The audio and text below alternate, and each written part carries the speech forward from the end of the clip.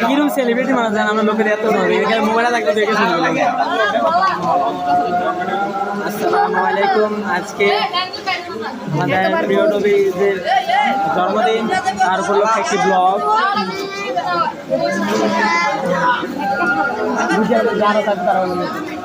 আমি পিওর